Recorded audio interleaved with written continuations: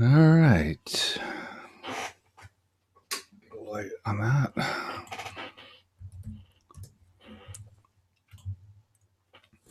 I think it's going live. I think it's just teasing. So yeah, it says live on YouTube. Ah, okay. There we go. And I got to just mute that. And I think we are ready. Get the music started. Cue the music. Let's try that a little bit softer.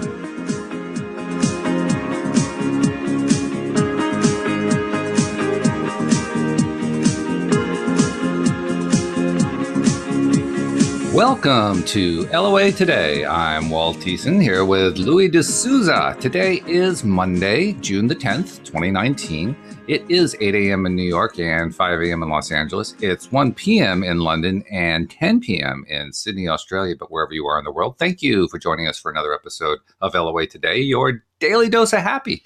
And I'm happy that we're off to another start of a 5-day week of 5 shows of LOA Today. That's always a pick-me-up for me. I always get to start off with my good friend Louis, and I can just see him sitting there with his dark hair that he was commenting on before we got started. How you doing, my friend? Very good, thanks, Walt. How are you today? Doing fine, thank you. And it's been quite the weekend around here. Alex and my sister PJ and I are, of course, putting together this audio podcast, The Grass is Greener, and we're on the final rounds of our auditioning and doing second auditions and so forth. And oh God, I mean, I have two feelings on it, Louis. One feeling is it's just incredible the amount of talent that have applied to be a part of this cast, and the second feeling is we only did. I think we had like 14 or 15 people that were interviewing yesterday, and just doing some read-throughs and things like that, compared to, say, the old style casting process where you'd have a cattle call and 500 people would be lined up to get 1 minute in front of the director and like next. I mean, just doing 15 is tiring. I can't imagine either being the director or the people in line waiting to do it the way they used to do it. I mean, that you had to be really dedicated to your art in order to do that. You had to, because I mean, otherwise you're exhausted. But I'm sure the guys were very clear about what they wanted, and they could see very quickly if they, especially the ones that succeeded. Yeah, they're all. I mean, I watch something like X Factor, and you just smile. You know, how do those judges sit through those first weeks? Yep. Yeah, it's a challenge, but on the other hand, the results are proving to be truly amazing. We still haven't finalized who the characters are. Or who the actors are going to be for the different characters. We are pretty much convinced that we're going to be using multiple actors for characters. So you can cover differences in schedules and so forth. Yeah. So a lot of it is trying to match up. Okay, does her voice sound like her voice? Is it close enough that they can do the same character and all that kind of thing? It's great, but it's fun. It's good. Yeah. So we are talking about Richard Bach today. We are back to Richard Bach. I love that. Yeah, Monday is Richard Bach Day now, at least for a bit. 3/4 of the way through this book, and it's a book that you and I have loved for years, and we're hoping that our listeners are loving it. Actually, just in terms of the listenership, lately on the Monday show, I would say that listeners are growing into it. They're liking it more and more. So great. It's a good topic. That's good. And I keep coming back to the same theme over and over again, how Richard was so far ahead of his time in terms of so many of the concepts that we now know through teachers like Abraham. Abraham, of course, teaches them in much greater depth, but wow, he was one of the early ones who just really got it. Early ones in our generation, but I mean, I'm guessing that the Egyptians had a very advanced take on it as well, and so did maybe the Lemurians, if you believe in any of that. That's probably true, yeah, except they didn't speak English, so it was kind of hard for me to follow them. But you were an Egyptian in that lifetime. Yeah, but I've forgotten how to speak Egyptian. So. No, I'm talking about in that lifetime. Oh, I see. Okay. Well, the only thing I have is now, so I'm just thinking in terms of now. Yeah. You can tap into those past energies. I know. Well, it's not something I've done a whole lot of. I know you've done some. I know others have done some too. And it's one of those things that is kind of fascinating from a distance for me. It's not something I've been wanting to get into. But before we get into Richard, what is it about that you really like a lot? What draws you into that? Well, so something I was reading in Illusions just now, when I was touching up on what we're going to do now. The kind of talking about tapping into, past vibrations, etc. So, Richard or Donald was saying, you can tap into any past life and play an instrument that you used to play before in this life. And it's really quite beneficial, I suppose. What other word would you use? To tap into your medical knowledge from a previous life, to tap into, and it doesn't even have to be your life. You can tap into the vibration of a medical doctor. You can tap into just believing and understanding and having no resistance that you have the knowledge to do anything, literally anything. So it's fascinating when you start being able to say, my gosh, Abram is right. You can be or do or have anything you want. And it just kind of blows your little mind. It's like, we are right. But it does expand the possibilities in a huge, huge way. So I can see that there's that attraction to it. And I think we have all experienced that to one degree or another. To one degree or another, absolutely, yeah. I remember when I was first learning to play piano when I was 5 or 6 years old, and at first it was a little bit difficult, and then all of a sudden it clicked. And I have a feeling that click was me connecting in some way to prior me or some other and lowering your resistance, kind of a combination. Yeah. Exactly. Yeah. And once it clicked, then I loved it. It was fun. Do you still play? I haven't played in years. I need to get to a place where I have a big enough room to put a piano in, because I don't want to. I mean, I want to have some electronic too, but I want an actual, grand piano to play, because it has its own sound that no electronic can ever reproduce. This is true. Yeah, I love it a lot. Anyway, we are on Illusions. Oh, and I got to get the messages done too. I need to get into this habit and stay in this habit. The messages, doing them early, yeah. Doing them early, getting them done so I don't forget about it. So first of all, if you're not yet a subscriber, hey, what are you waiting for? Become a subscriber.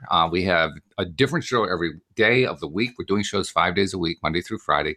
And you don't really want to miss any of them. Our loyal listeners don't. The numbers, interestingly enough, Louis, the numbers are becoming very, very steady from one show to the next. It's demonstrating that people are listening to this show and the next show and the next show. Yeah, it's really, really encouraging. So if this is new to you and you haven't heard from us before, by all means, subscribe. And it's very simple to do.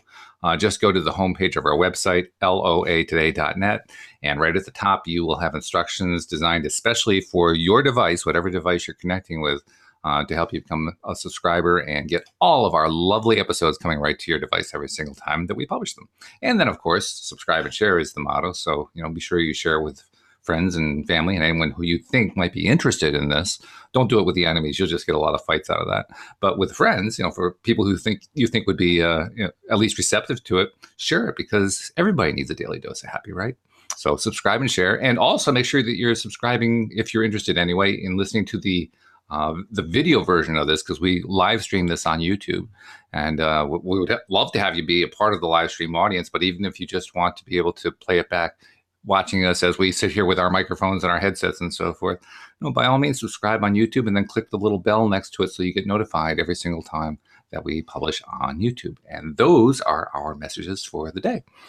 So before we get into the book, do you have any final words to inspire us about what we're talking about with Illusions? Just wanted to say to everybody, grab a copy of the book. I mean, you can get it in, I think, almost every version. Actually, I don't think Audible's got a copy of it. I've never seen it. Really? Yeah. Wow, that's not a surprise. I would have bought it. I've been an Audible member for many, many years, and I've got all the classics there. Autobiography of a Yogi, I heard you were talking about the other day. I've got that on audio as well. I really like that. Oh, is that right? And all the classics, Course in Miracles and things like that. So if it was on there, I would have bought it. Well, every month I get 2 audiobooks. So we'll send a message. LOA today to Audible. You got to get Illusions by Richard Bach onto your system. I think it's probably up to Richard himself to get it done. They need his permission, don't they? Tap him on the shoulder. I mean, and then send him our way for an interview. Use the law of attraction. That's right. Yes. So anyway, we are on chapter 15 of Illusions, and we've been through quite a few of the adventures so far as Richard has been learning how all this stuff works, the stuff that is not called law of attraction in the book, but it's pretty clear that's what they were talking about. He has had an interaction with a vampire. He has practiced making clouds go away. He has drawn a blue feather into his life. I mean, he has all these little exercises he's been doing. And you kind of get the sense he's getting better and better at it, even though, like most of us, he keeps convincing himself that he's really not very good at this. Funny thing, isn't it? Argue for your limitations and they're yours. There they are. Right there. I even used that phrase in a conversation today, or not today, this week. So yeah, this is influencing me as well. So chapter 15, once again, begins with a quote from the Messiah's Handbook. And it says, "The truth you speak has no past and no future. It is, and that's all it needs to be." That's kind of what we were just talking about in terms of drawing from other lives and so forth, because the truth just continues to be true. So the chapter begins, "I lay on my back under the fleet, wiping oil from the lower fuselage. Somehow the engine was throwing less oil now than it had thrown before. Shimoda flew one passenger, then came over and sat on the grass as I worked. Richard," he said, "how can you hope to impress the world when everybody else works for their living and you run around all irresponsible from day to day in your crazy biplane selling passenger rides?" He was testing me again. "There's a question you are going to get more than once."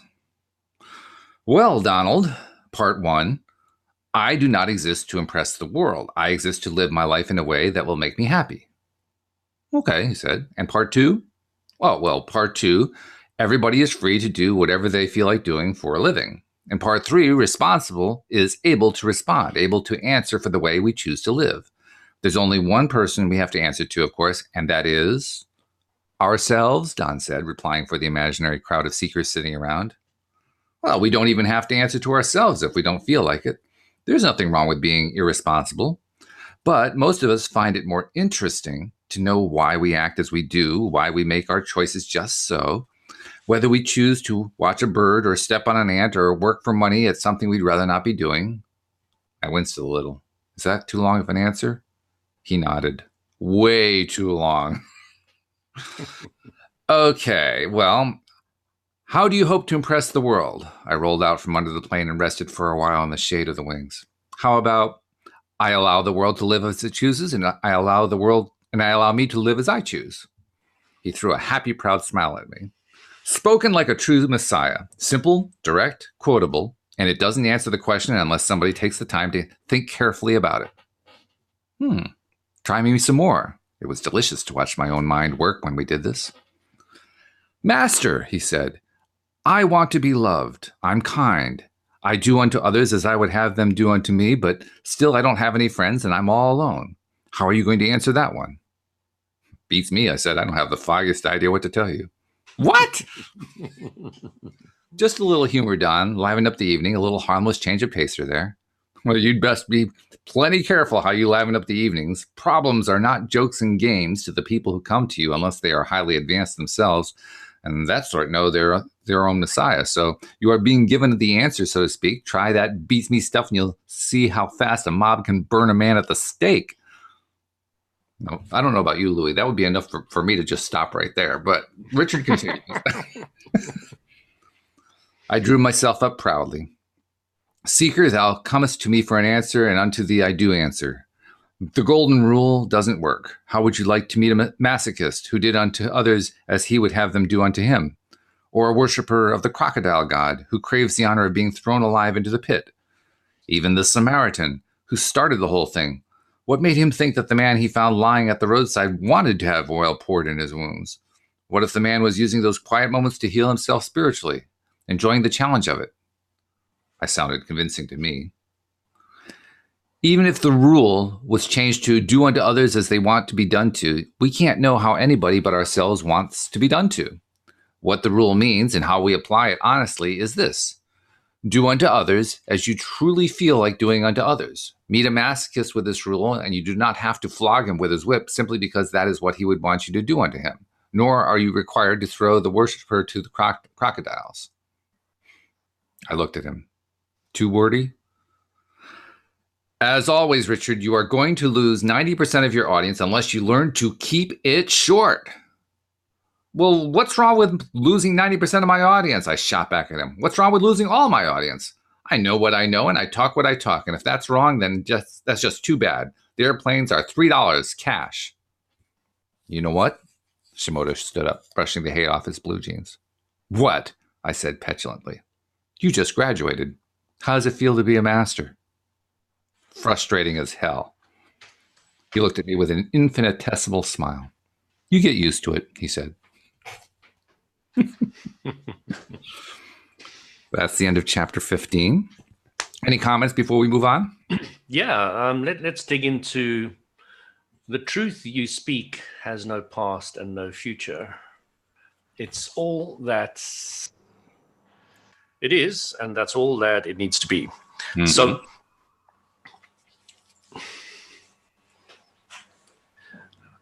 the definition of the word truth is something I just wanted to dig into there. Okay. Truth is another word very much like belief, isn't it? It's just a thought you think often. And is it a thought that we think often, it becomes truth, but nevertheless, it just seems like it's objectively true to us. Why is that? Well, if you think about it often enough, it manifests an active vibration, and that's what you constantly bump into, so you get validation for your truth. So really, the only truth is that the law of attraction will bring you more of what you think. Mm-hmm. Okay. And the rest is what you want to think, you know. But all of that is in the now, is what they're talking about there.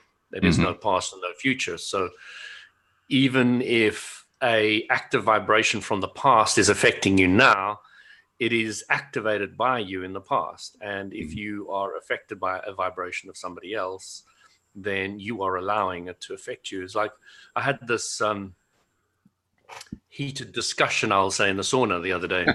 Okay. This guy was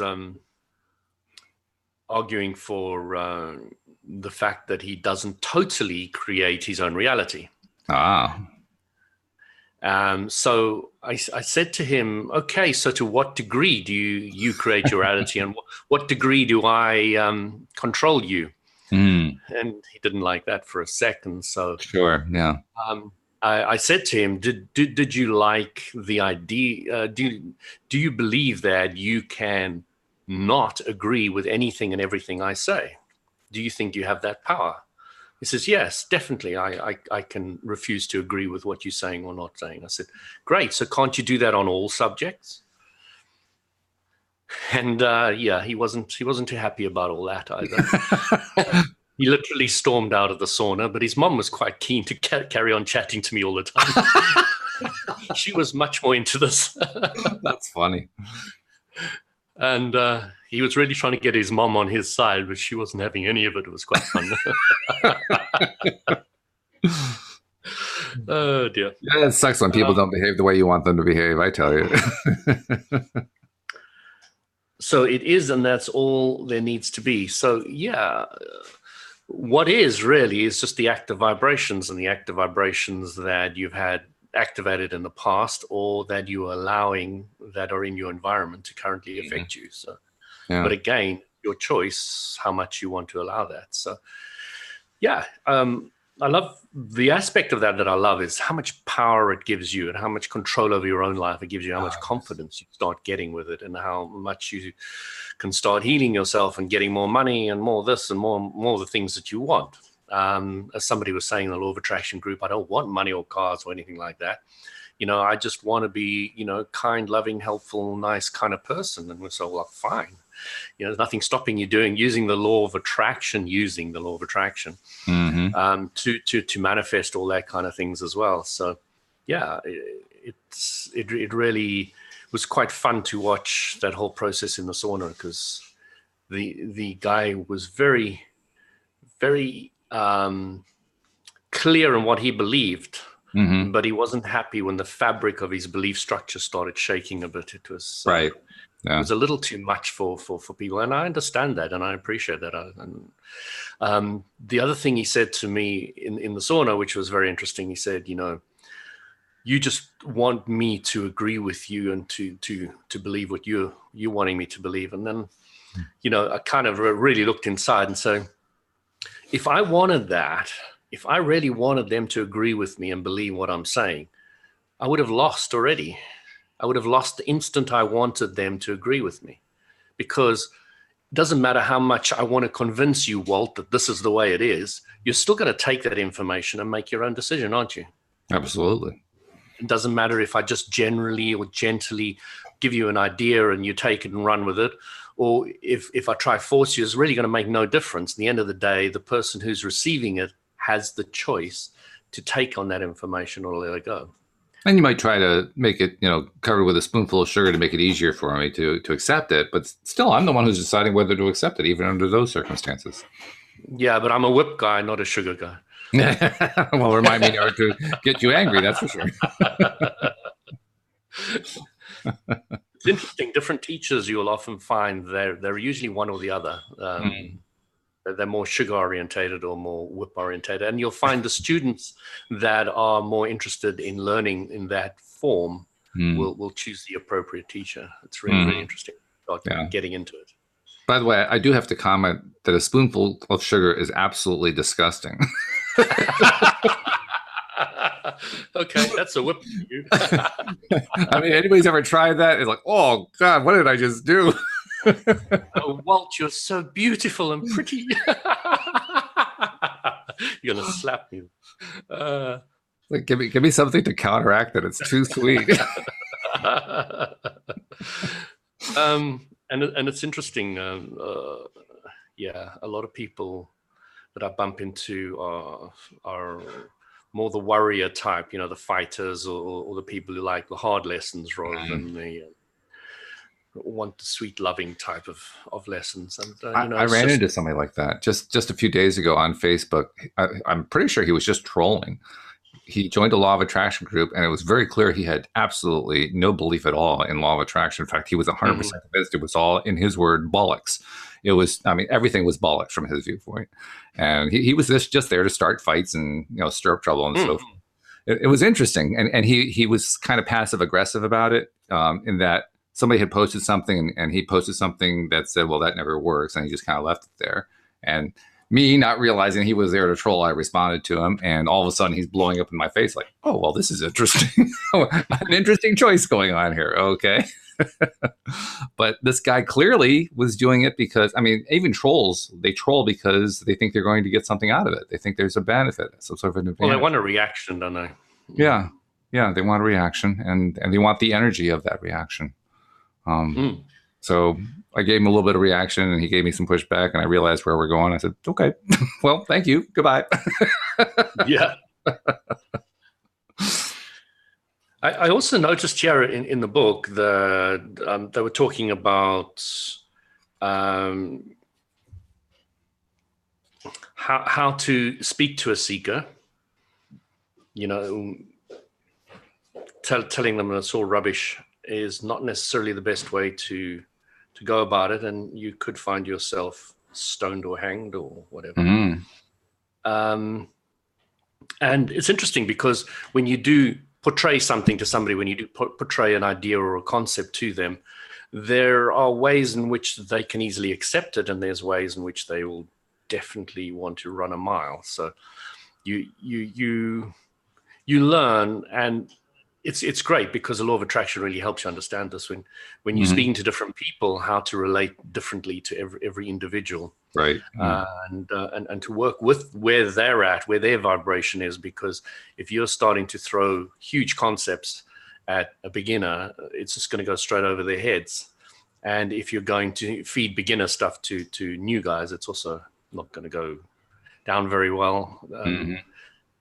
So yeah, that was one aspect. And then he was going into, remember the vampire story, do unto others as you would have done unto you. Right.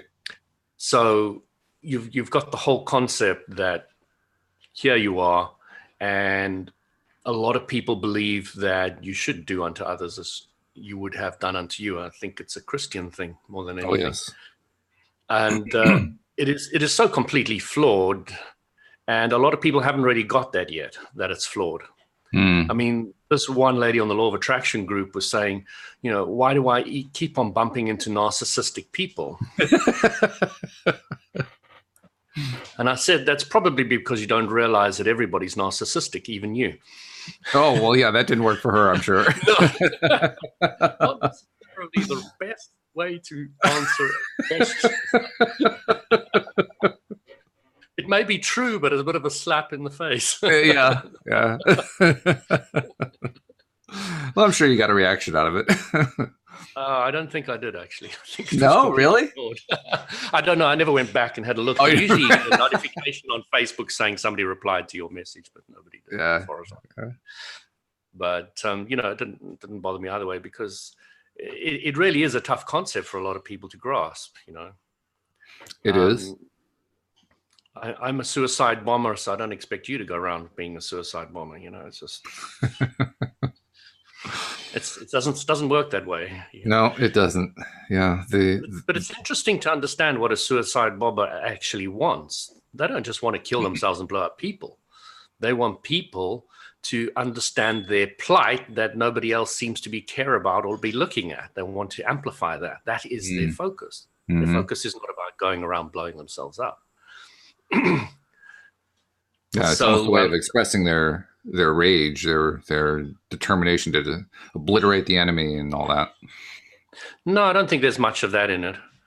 I think that is just a platform for getting people to look at their plight, at their problem, so that they can get a solution to it. So I think the West has portrayed it as, yeah, they just want to blow up people. It's not. I don't believe that that's really their focus at all.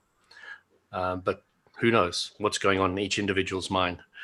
Well, that's the trick, because very often we don't know. I have to keep reminding myself of that. No matter who it is I'm talking with, I have to remind myself, I don't know what's going on in that person's mind. I can infer certain things, but my inferences might be wrong. I may draw an inference that just doesn't even match what's going on in their heads at all. And I got to remember that.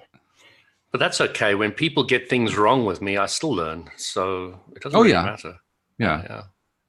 Well, when I say I've got to be careful about that, basically what I'm expressing is my own desire. I don't really want to be offending a whole lot of people. I mean, sometimes I say things that other people are offended by, and you know, sometimes it's just like, well, okay. I mean, if you don't want to deal with that, that's your problem. But other times it's, oh, geez, I wasn't trying to make you feel rotten there. I was just trying to help you understand the concept. So sorry if I made you feel rotten, even though, of course, I couldn't really make them feel rotten. But nevertheless, that's the way they felt it. So as Abram says, if people are rude to you, you say, wouldn't it be nice if people were nicer to you? If you were rude to other people, you would say, wouldn't it be nice if I was nicer to other people? So when you know what you don't want, you have a better idea what you do want. Yeah. Yeah. It's similar to another conversation I had on Facebook where the guy was, he was posting about how there were all these people who were posting these really terrible things when we should be posting about positive things all the time and so forth. And I thought to myself, well, that's an interesting thing. And I was kind of gauging, like, how much does he really want a response? I wasn't sure. But I kind of decided he was willing to accept the response. So I responded to him essentially along the lines of what you're talking about there, that, people have different reasons for what they're doing. Sometimes they like to explore the contrast. Sometimes they prefer that. And if you don't like it, well, you don't have to explore it. It's not like you're required to just because you see somebody else doing that. If I see somebody who's posting something that I don't particularly like, I have two choices, and at times I take one route, and other times I take the other route. The choices are, well, I can just ignore it and focus someplace else, or I can engage in it because I want to engage in that contrast. And usually my rule of thumb is, if I feel like I'm going to make myself feel worse, I probably choose to go in another direction. But it's up to me to regulate that.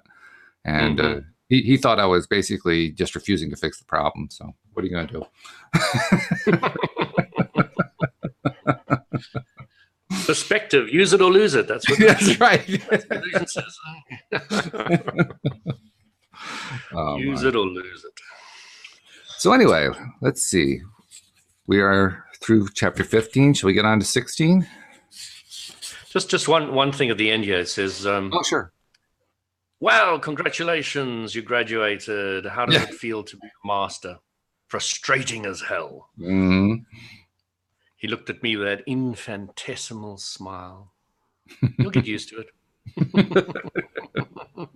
That's true. That's very true. Yeah. So in chapter 16, he starts off by talking about, of all things, hardware stores. Hardware stores are always long places, shelves going back into forever. In Hayward Hardware, say that one 3 times fast, I had gone hunting back in the dim, needing 3/8-inch nuts and bolts and lock washers for the tail skid of the fleet. Shimoda browsed patiently as I looked, since of course he didn't need anything from a hardware store.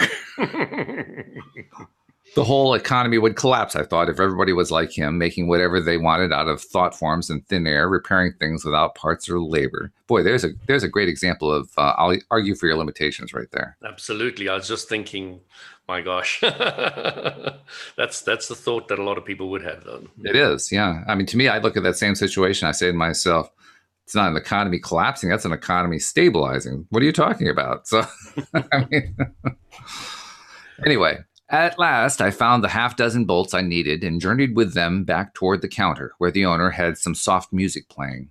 Greensleeves. It was a melody that has haunted me happily since I was a boy. It played now on a lute over some hidden sound system. Strange to find in a town of 400 souls. Turned out it was strange for Hayward, too, for it wasn't a sound system at all. The owner sat tilted back on his wooden stool at the counter and listened to the Messiah play the notes on a cheap 6-string guitar from the sales shelf.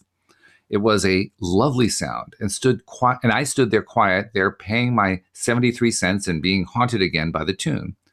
Perhaps it was the tinny quality of the cheap instrument, but it still sounded far misty, other century England. Donald, that's beautiful. I didn't know you could play the guitar. You didn't?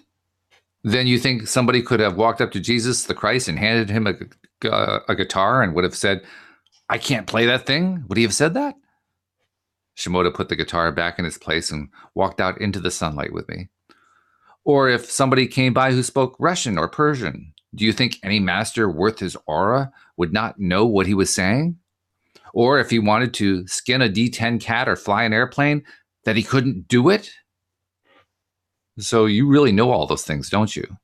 Well, you do, of course. You do, too. I just know that I know all those things. I could play the guitar like that? No, you'd have your own style, different from mine. How do I do that? I wasn't going to run back to buy the guitar. I was just curious. Well, just give up all your inhibitions and all your beliefs that you can't play. Touch the thing as though it was a part of your life, which it is in some alternative lifetime. Know that it's all right for you to play it well, and let your non-conscious self take over your fingers and play. That's exactly what I was just talking about 20 minutes ago about playing piano. That's exactly how I felt. I remember reading this too, and remember reading, that's exactly how I felt. I had read somewhere about that, hypnotic learning, where students were told they were masters of art and so played and painted and wrote like master artists. That's a hard thing, Don, to let go of my knowing that I can't play a guitar. Well, then it will be hard for you to play the guitar. It will take years of practice before you give yourself permission to do it right, before your self-conscious mind tells you that you have suffered enough to have earned the right to play well. Well, why didn't it take me long to learn how to fly? I mean, that's supposed to be pretty hard, but I picked it up pretty fast. Well, did you want to fly? Nothing else mattered. More than anything. I was looking down on clouds and the chimney smoke in the mornings, going right straight up in the calm, and I could see... Oh, I get your point. You're going to say you never felt that way about guitars, did you? You never felt that way about guitars, did you? And the sinking feeling I have right now, Don tells me that is how you learn to fly. You just got into the travel air one day and you flew it, and you've never been up in an airplane before. My, you are intuitive. You didn't take the flying test for your license? No, wait, you don't even have a license, do you? A regular flying license. He looked at me strangely. The whisper of a smile as though I had dared him to come up with a license and he knew that he could do it. You mean the piece of paper, Richard? That kind of license? Yes, the piece of paper. He didn't reach into his pocket or bring out his wallet. He just opened his right hand, and there was a flying license as though he had been carrying it around waiting for me to ask. It wasn't faded or bent, and I thought about 10 seconds ago it probably hadn't existed at all. But I took it and looked. It was an official pilot certificate, Department of Transportation seal on it. Donald William Shimoda with an Indiana address, licensed commercial pilot with ratings for single and multi-engine land airplanes, instruments, and gliders. You don't have your seaplane ratings or helicopter? Well, I'll have those if I need them, he said, so mysteriously that I burst out laughing before he did. The man sweeping the walk in front of the International Harvester place looked at us and smiled, too. And what about me? I said. I want my airline transport rating. You're going to have to forge your own licenses, he said. I love that statement. You're going to have to forge your own licenses? Yeah. Well, nobody else can do it for you, can they? This is true. This is true. Yeah. You create your own reality. Well, I mean, I suppose that would be possible for somebody to forge it and hand you the piece of paper, but you wouldn't have acquired the license either through forging your own or through earning it or anything else. It would just been a piece of paper that was handed to you. You manifest it into your life, even if somebody else does it for you. Yeah, that's true. Yeah. Yeah. But when you do it yourself, I think that's where the meaning comes in, because like you said, we focus on something. And as we focus on it more and more and more, it acquires more and more reality, it acquires more and more truth to it. Physicality, yeah. Yeah, it has physicality. It has all that stuff. Yeah. So I think I always wondered about the stories of the Bible, the Christian story about Jesus and his travels and his disciples and all that kind of thing. Yeah. And it occurred to me that from the point of view of the people he was trying to teach, since it wasn't their lives, it wasn't as meaningful. They really needed to learn how to do it themselves, which never really happened. That I could, well, at least not directly. He always said, "I want to make you fishers of men." Right. Yeah, I want to teach you how to fish, not spoon feed you. Yeah. Right. Yeah. But so often, so much of the stories were told as if he was doing everything, even though there were stories where the other people who he was healing or he was teaching in some way were actively doing it themselves. That part of the story was always left out, which I always found fascinating. There's a reason why he was crucified. Yeah. Is this a little foreshadowing on your part, Louis? Just a little bit. Just a little bit. Oh, good grief. Okay. Well, we're getting closer and closer to the defining moment. Shall we move on to 17, or did you have more you want to talk about on chapter 16? Let me just go through.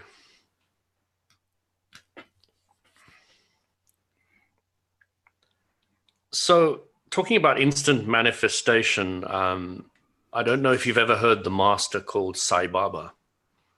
I've heard the name, but I really don't know anything about him. Yeah. So you've got this master with this huge frizzy hair. He passed away 5 years ago or something. Mm-hmm. So he was famous for being able to instantly manifest ash in his hands and give it to his disciples endlessly. Oh, you've mentioned him. Yeah. Yeah. Okay. So, even in this world, in this life, there are people who can instantly manifest. I mean, I'm sure some people will say that's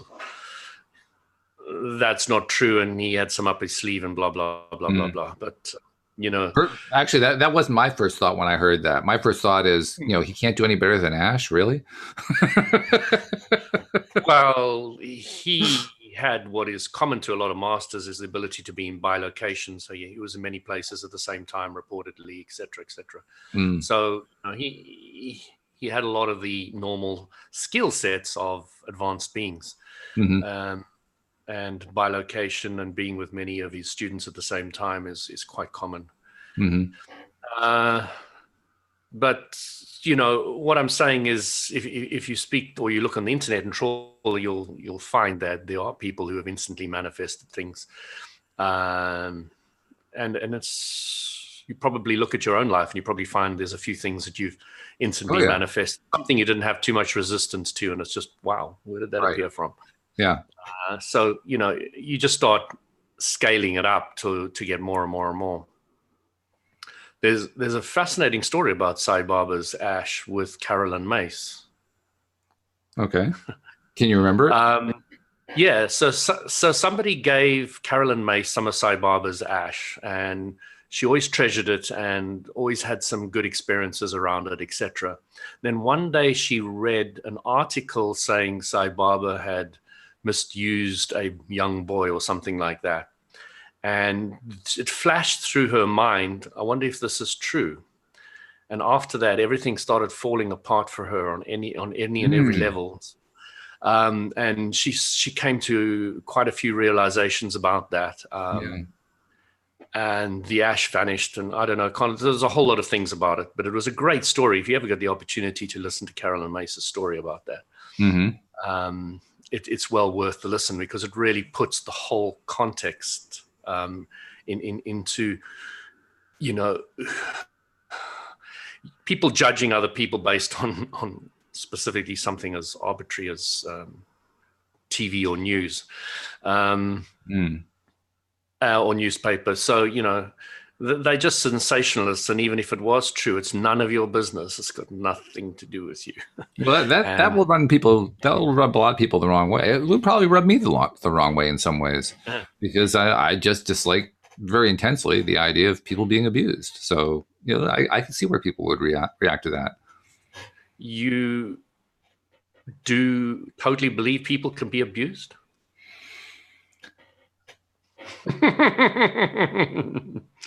I don't include the word totally in there. I think there's a cooperative element that goes on. Um, but Could it ever have happened to them at all if their thinking was not in alignment, if their vibration was not no, of course not. so? But I also know that most people are not in alignment all the time. That's part of the reason we're here is for that. But also, they're still learning. I mean, I'm still learning. I've been learning a lot. I'm probably more advanced than many people. And I look at how much more I have yet to learn about how to do this, how to maintain my control, how to focus on what I want, 100% of the time instead of 60% or 80% or whatever. So I'm sympathetic to those who are still learning it.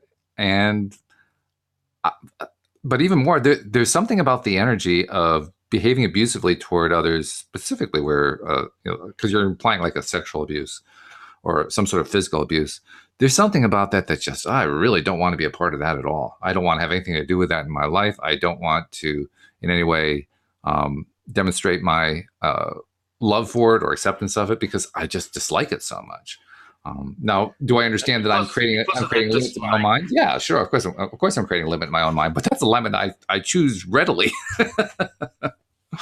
But I was just tallying up. It's probably more than 14 seconds you were pushing against it verbally now. Oh yeah. Well, I'm having. So to explain, you're yes. just going to draw that towards you. So yeah, it may be time to just give up that. Oh yeah. Well, I also have learned the value of counteracting. Like we have to describe stuff sometimes here on the show that is unpleasant to us. So you counteract it a moment later by saying, "But here's what I prefer instead. I prefer treating people well, and I like it when other people treat other people well. I really love it when we treat children well, because we have so much to learn from children. I mean, children are amazing. They have so much they can teach us about the connections that we have to our spiritual side, to our source energy side, because they have a closer tie to it than we do. They haven't lived long enough to be, quote, disconnected, unquote, from it in any ways, even though you really can't ever be disconnected. But we kind of learn how to kind of turn our head away from it, so to speak. Well, they haven't done that. So in many ways, they are our teachers, and I appreciate it. Absolutely. So they're far more in alignment. I just spent like 14 seconds counteracting it, right? Yes, a little bit longer, which is even better. Yeah, there we go. All right.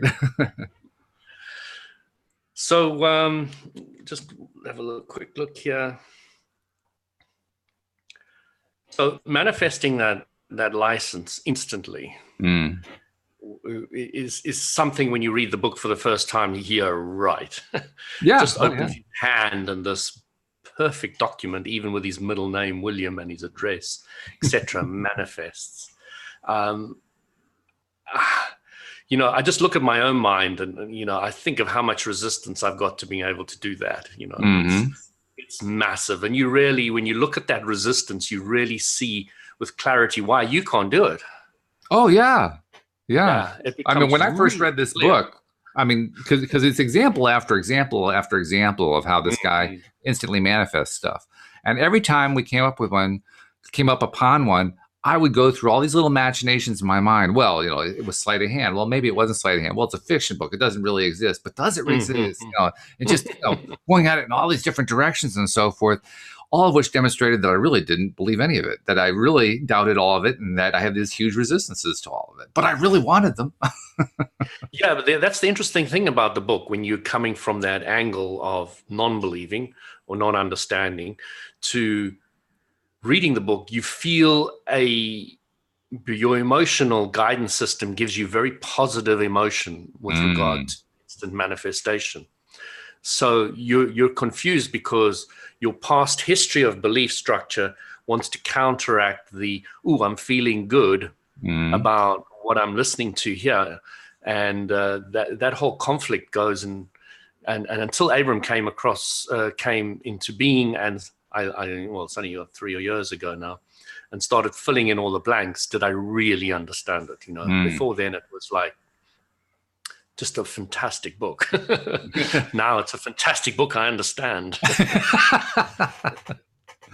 Yeah, it is a fantastic book. And I really remember just spending a lot of time just mulling through it. And, how could this be true? Could it be true? Is there a way it can be true? No, that can't possibly work. But how could he's telling the story like he really believed it? I mean, did Richard actually experience this? Or did he just make stuff up? That put my head in. Yeah. I mean, all as these you said, thoughts. that's a good sign of a good author. Yes. And there was also the part of me that could tell deep down he had tapped into something that I was pretty sure even he didn't understand. But not he was expressing it with a great deal of clarity, which was admirable. That I think is the great beauty of the book. The degree of clarity he was able to achieve despite his own confusion on the subject was literally brilliant. Yeah, he was able to tap into the vibration of advanced information. Let me put it that way. Yeah, most definitely, without any doubt. Not necessarily fully understanding it, but very much like Esther tapping into the Abram type consciousness. Yeah, I agree with that. Okay, now we can go on. We've got 10 minutes, actually. We're up to a challenging chapter. This is where things start to come to a pitch here, because we've already had the foreshadowing that, you want to be careful what you say to a crowd. Well, we're about to find out what happens when you don't say things carefully to a crowd. Chapter 17. On the Jeff Sykes radio show, I saw a Donald Shimoda I had never seen before. The show began at 9 p.m. and went till midnight from a room no bigger than a watchmaker's, lined about with dials and knobs and racks of tape cartridge commercial spots. Boy, does that sound 1970s. Oh, my goodness.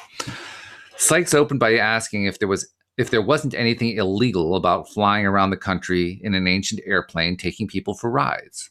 The answer is no, there is nothing illegal about it. The planes are inspected as carefully as any jet transport. They are safer and stronger than most sheet metal modern airplanes, and all that's needed is a license and a farmer's permission. But Shimoda didn't say that. Well, no one can stop us from doing what we want to do, Jeff, he said.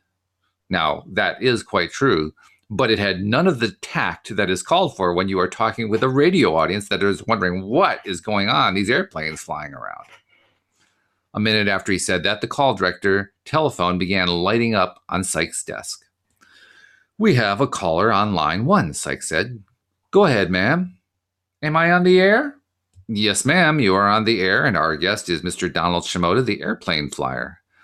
Go ahead, you are on the air. Well, I'd like to tell that fellow that not everybody gets to do what they want to do, and that some people have to work for their living and hold down a little more responsibility than flying around with some carnival. Well, the people who work for a living are doing what they most want to do, Shimoda said, just as much as the people who play for a living. Scripture says, by the sweat of thy brow shalt thou earn thy bread, and in sorrow shalt thou eat of it. Well, we're free to do that too if we want. Do your thing. I get so tired of people like you saying, do your thing, do your thing. You let everybody run wild and they'll destroy the world. They are destroying the world right now. Look at what is happening to the green living things and the rivers and the oceans. She gave him 50 different openings to reply, and he ignored them all. It's okay if the world is destroyed, he said. There are 1,000 million other worlds for us to create and choose from. As long as people want planets, there will be planets to live on. That was hardly calculated to soothe the caller, and I looked at Shimoda astonished. He was speaking from his viewpoint of perspectives over lots of lifetimes, learnings only a master can expect to recall. The caller was naturally assuming that the discussion had to do with the reality of this one world. Birth is the beginning and death is the end. He knew that. Why did he ignore it? Everything's okay, is it? The caller said into her telephone. There's no evil in this world? No sin going on all around us? That doesn't bother you, does it? Nothing there to be bothered about, ma'am. We see just one little fleck of the whole that is life, and that one fleck is fake. Everything balances, and nobody suffers, and nobody dies without their consent. Nobody does what they don't want to do. There is no good and there is no evil outside of what makes us happy and what makes us unhappy. And none of it was making the lady on the phone any calmer. But she broke suddenly and said simply, how do you know all these things that you say? How do you know what you say is true? This is where I start to lose track of Donald Shimoda. I don't know that they're true, he said. I believe them because it's fun to believe them. No, I completely get that. I get it now, but at the time I was like, where are you going with this? That is so cool. I narrowed my eyes. He could have said that he had tried it and it works. The healings, the miracles, the practical living that made his thinking true and workable, but he didn't say that. Why? Yeah, that was the question I had. Why? There was a reason. I held my eyes barely open, most of the room gray, just a blurred, fuzzy image of Shimoda leaning to talk into the microphone. He was saying all these things straight out, offering no choices, making no effort to help the poor listeners understand. Anybody who's ever mattered, anybody who's ever been happy, anybody who's ever given any gift into the world has been a divinely selfish soul, living for his own best interest, no exceptions. Boy, I remember reading that, and that word selfish at the time, there was no way that the average reader was going to accept it the way he was saying it. It was just not going to happen. Anyway, it was a male caller next while the evening fled by. Selfish. Mister, do you know what the Antichrist is? And for a second, Shimoda smiled and relaxed in his chair. It was as if he knew the caller personally. Well, perhaps you could tell me, he said. Christ said that we have to live for our fellow man. Antichrist say, be selfish, live for yourself, and let other people go to hell. Or heaven, or wherever else they feel like going. You are dangerous. Do you know that, mister? What if everybody listened to you and did just whatever you felt like doing? What do you think would happen then? Well, I think this would probably be the happiest planet in this part of the galaxy, he said. Mister, I am not sure that I want my children to hear what you are saying. Well, what is it that your children want to hear? This is where it starts to become familiar because I do this sometimes too. If we are all free to do whatever we want to do, then I'm free to come out in that field with my shotgun and blow your fool head off. Well, of course you're free to do that. There was a heavy click on the line. Somewhere in town, there was at least one angry man. The others, and the angry women too, were on the telephone. Every button on the machine was lit and flashing. Now, it didn't have to go that way. He could have said the same things differently and ruffled no feathers at all. Sifting back over me was the same feeling I had in Troy when the crowd broke and surrounded him. It was time. It was clearly time for us to be moving along. Unfortunately, the handbook was no help there in the studio. It said, in order to live free and happily, you must sacrifice boredom. It is not always an easy sacrifice. Jeff Sykes had told everybody who we were, that our airplanes were parked on John Thomas's hayfield on State 41, and that we slept nights under the wing. I felt these waves of anger from people frightened for their children's morality and for the future of the American way of life, and none of it made me too happy. There was a half hour left of the show, and it only got worse. You know, mister, I think you're a fake, said the next caller. Well, of course I'm a fake. We're all fakes on this whole world. We're all pretending to be something that we're not. We are not bodies walking around. We are not atoms and molecules. We are unkillable, undestroyable ideas of the is, no matter how much we believe otherwise. He would have been the first to remind me that I was free to leave if I didn't like what he was saying, and he would have laughed at my fears of lynch mobs waiting with torches at the airplanes. And that's the end of that chapter. Now, that's a little bit terrifying compared to where we've been in this book before. Oh, I did love that. Absolutely. Loved What was your first reaction when you read that the first time? Do you remember? Because I mean, that's a tough chapter to come up against. That one, that starts to blow your mind the first time you read this, if you're not familiar with Abraham and so forth. Yeah. It's interesting because somebody was trying to lynch me the other day. They were trying to, because sometimes I talk from the is point of view that Richard was talking about. He was talking about from the oneness point of view, and sometimes I talk from the physical one life type point of view. And in discussion, you really need to be able to understand which one you're coming from and relate it to the individual you're talking to, so that everybody's clear about, are you coming from the isness or are you coming from the separation?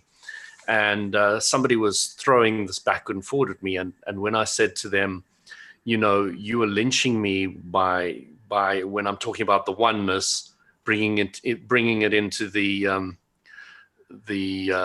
time-space reality that we're in now. And then when I'm talking about the time-space reality one, then you're going to the oneness.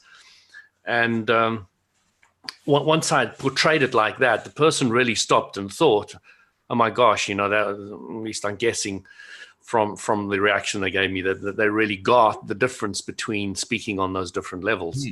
And if you're going to, if I'm speaking on the oneness level, and if you're responding to me on the oneness level, then it's a really good conversation. But if you're trying to whack somebody apart by saying, yeah, we're all one, yeah, but I'm a male and you're a female and we're not one, and you know, you can really play the whole contrast thing and really slap people in the face with that. But sometimes a lot of people who are discussing the subject really are not sure about which level they're talking on and which one is appropriate to be talking on. But it's very important to get that clear.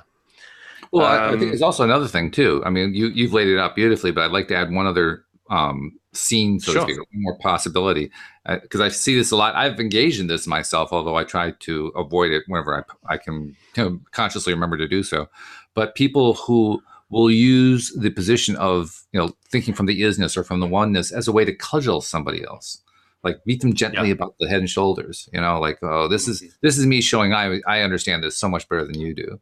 And you know, to me, it's basically disrespecting where that person's at right now. I mean, if the person who you're interacting with is nowhere near high vibration, all you're really doing is just pissing him off.